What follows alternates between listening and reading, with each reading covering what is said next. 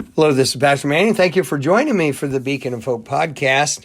This is the final episode 21 in our series, The 3:16s of the New Testament.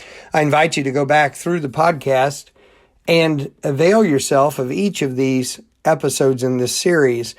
John 3:16 is the verse which began me on this series. As I became curious what other 3:16s there were in the New Testament, I looked at it and thought, boy, there's a lot of variety and some great teaching through there. And so it began in the book of Matthew, chapter 3 and verse 16, and proceeded forward through the New Testament. And every New Testament book, which has a chapter 3 and verse 16, I took that verse and dealt with it. And you'll find it to be very helpful. The very longest of these episodes was 10 minutes and 30 seconds. Most of them range between 6 and 8 minutes apiece, many of them under 6 minutes. And each one deals sometimes an exposition of the verse, sometimes teaching a principle out of it, but always something very helpful. Brings us today to Revelation chapter 3 and verse 16.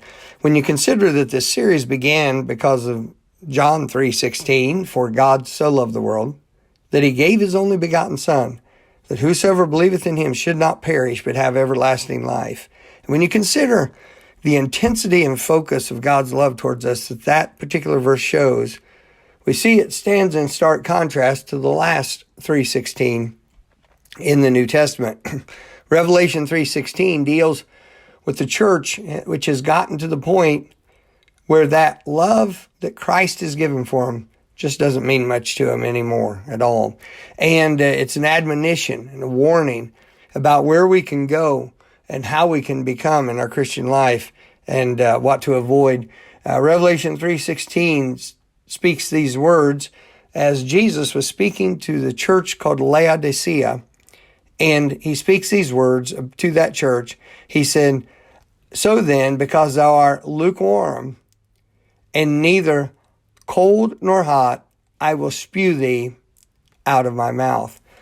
Literally, the taste of this church makes Jesus sick. It's a lackadaisical, we're comfortable, everything's okay church. They make a boast where they say they're rich, they're increased in goods, they have need of nothing. They say we have everything we need, we're in great shape. And Jesus said, the truth is that you're poor and miserable and blind and naked. He said, you have all the trappings, all the worldly things you could want. He said, but you do not have the true riches, which is the presence of the Lord, holiness of life, humility of spirit. And so he warns about these things. And he says to this church, he said, you literally, I'm going to spew you out of my mouth. And spewing you out of your mouth, it's just a reflex and a decision. This is distasteful. I don't want it. And he said that's the way he was towards that church. It was well said by a preacher of old when he warned and said, look well to the fire that is in your soul, for it is the tendency of fire to go out. We need revival. I think we all know that. But usually that is framed within the concept of sociological reformation, returning to some basic decent values and morals. And all these things are good and they're right. But real revival is the fire of God beginning in the heart again of the children of God, where the Lord matters to them more than the next trinket or peer pressure or fitting in or their social media or whatever it is they may be doing. Revival, I read a good statement. It says revival is falling in love with Jesus all over again. In this case, and I believe that statement, we can say, revive us again. Fill each heart with thy love.